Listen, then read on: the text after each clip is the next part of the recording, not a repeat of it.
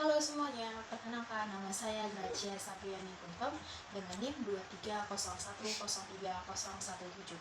Saya dari Prodi Pendidikan Agama Kristen Anak Usia Dini dengan kampus IAKN Tarutung.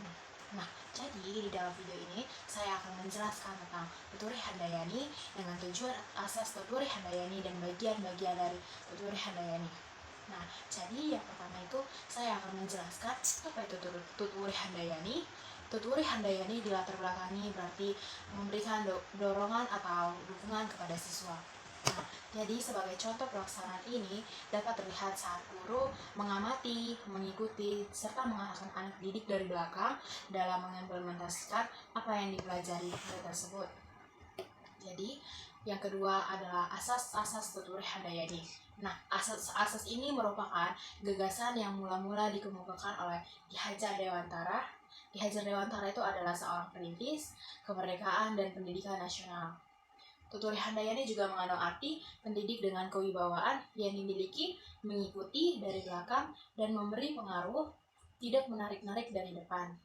Membiarkan anak mencari jalan sendiri, dan bila anak melakukan kesalahan, baru pendidik membantunya.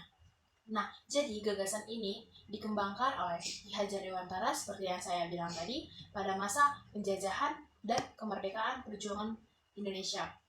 Dalam era kemerdekaan, gagasan tersebut serta menerima sebagai salah satu asas pendidikan nasional Indonesia yang bisa disebut dengan Jurnal Pendidikan nomor 2 ayat 24, Asas Tuturi Handayani yang kini menjadi semboyan Dikbud atau sekarang menjadi Kementerian Pendidikan Nasional.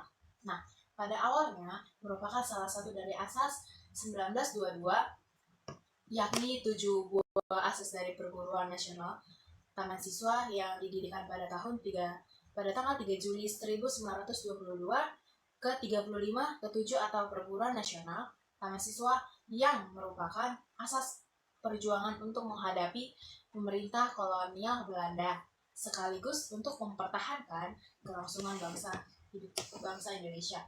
Nah, ketujuh asas tersebut yang secara singkat disebut asas 1922 adalah sebagai berikut.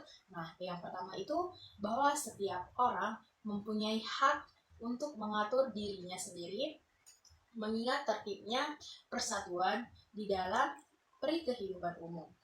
Yang kedua, bahwa pengajaran harus memberdayakan pengetahuan yang berfaedah di dalam arti lahir dan batin dapat memerdekakan diri. Nah, yang ketiga, bahwa pengajaran harus berdasar pada kebudayaan dan kebangsaan sendiri. Yang keempat, bahwa pengajaran harus tersebar luas sampai dapat menjangkau kepada seluruh rakyat Indonesia. Yang kelima, bahwa untuk mengajar kemerdekaan hidup yang sepenuh-penuhnya, lahir batin maupun kehendaknya, diusahakan dengan kekuatan sendiri dan menolak bantuan dari siapapun itu yang mengikat, baik berupa ikatan lahir maupun ikatan batin. Nah, yang keenam, bahwa seorang konsekuensi hidup dengan kekuatan sendiri, maka mutlak harus membelanjai sendiri segala usaha yang dilakukan. Yang ketujuh, bahwa dalam mendidik anak-anak, teman-teman, kita perlu adanya keikhlasan lahir dan batin untuk mengorbankan segala kepentingan pribadi demi keselamatan dan demi kebahagiaan anak-anak. Nah, ke-36, asas Tuturi Handayani merupakan inti dari asas pertama dalam asas 1922 yang menegaskan bahwa setiap orang mempunyai hak mengatur dirinya sendiri dengan tetap memelihara persatuan dan kesatuan bangsa. Nah, jadi secara umum Tuturi Handayani itu yang ada dikatakan di belakangnya itu yaitu di belakang memberikan dorongan atau memiliki makna filosofis pendidikan yang sangat dalam. Asas Tuturi Handayani dan asas kodrat hidup dalam perguruan kebangsaan taman siswa melahirkan apa yang disebut dengan pendidikan sistem atau bisa disebut dengan kata umum. Nah, jadi saya akan menjelaskan tentang materi selanjutnya. Baiklah, materi selanjutnya adalah apa itu tujuan Tuturi Handayani. Nah, di sini saya akan menjelaskan tentang Tuturi Handayani yang memiliki tujuan sebagai untuk membuat persaingan kepada pendidikan kolonial saat itu. Nah, pencetus pertama dan pembuatannya adalah Raden Mas Suwardi Suyarningrat alias Ki Hajar Dewantara, yaitu yang saya bilang tadi, sosok bapak pendidikan di Indonesia.